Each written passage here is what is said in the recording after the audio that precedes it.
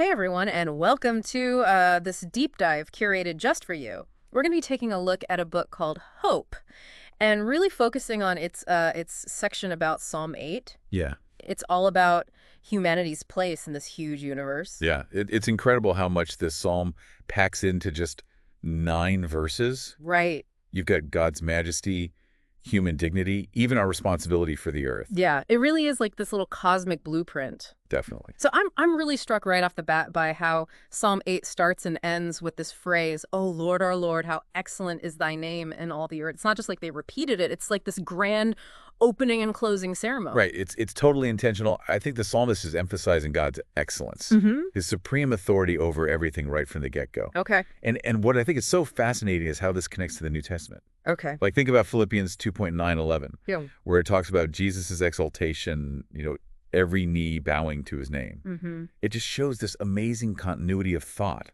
about God's ultimate power. Yeah, across the Old and New Testaments. Exactly. So we've got this huge cosmic scale, but then the psalm kind of zooms in on something that I find really unexpected. Oh, yeah. It says, "Out of the mouth of babes and sucklings hast thou ordained strength." I mean, I get that God can use anyone, but why babies specifically? What's the deeper meaning there? Well, I think it's really a powerful statement about where true power comes from.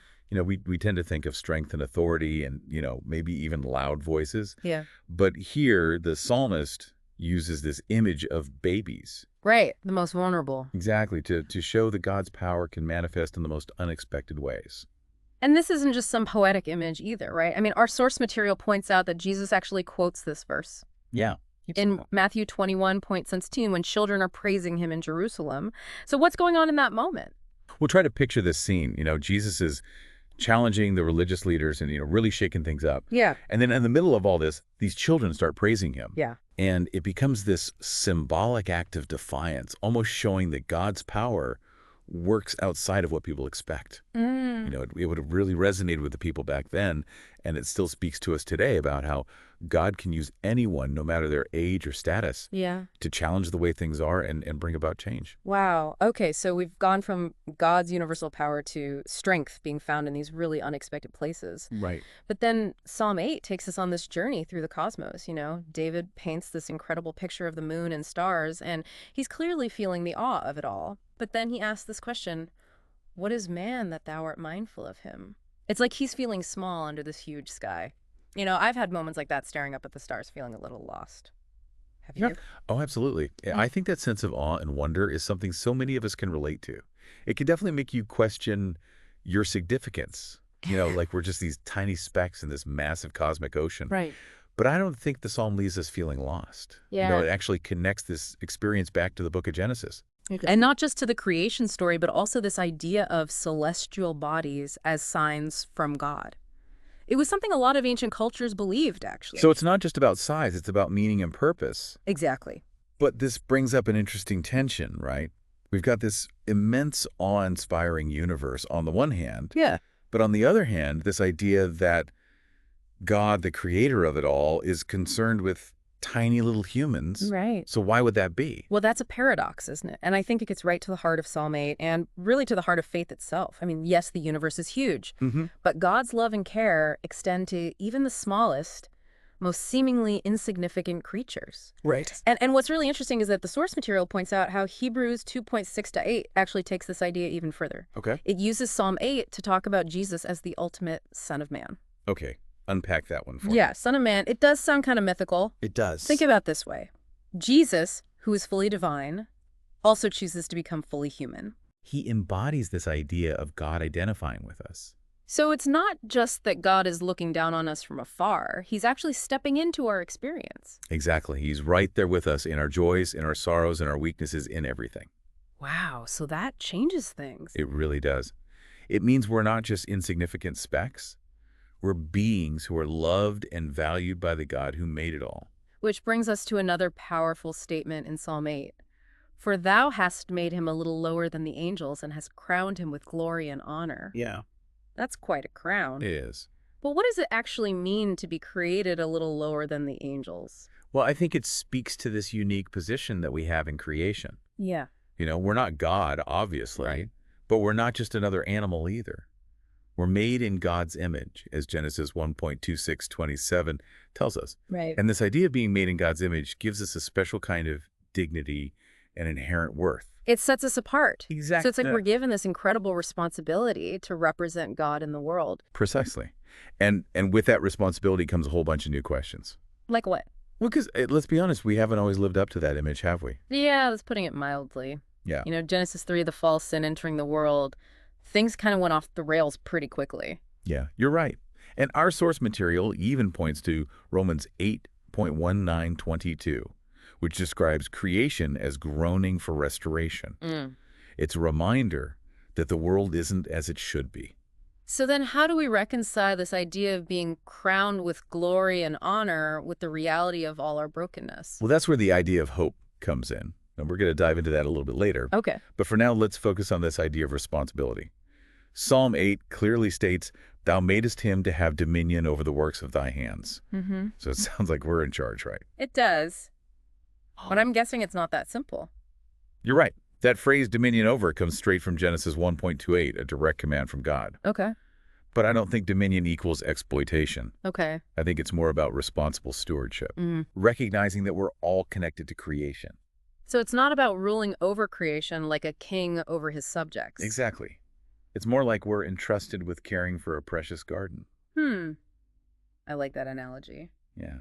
And we'll explore this idea of stewardship more as we go deeper. Okay. But for now, let me ask you, how does thinking about dominion in this way as responsible caretaking, how does that make you feel? It makes me feel like there's a lot more at stake. It's not just about what we can get from creation, but about how we care for it. Yeah, I think that's a really good way to put it. It's about recognizing the inherent value in all of creation, not just the parts that are useful to us. Right. It's not just about admiring it from afar, but actually taking responsibility for it. Absolutely. Yeah. It's about moving from contemplation to action, recognizing that everything has value.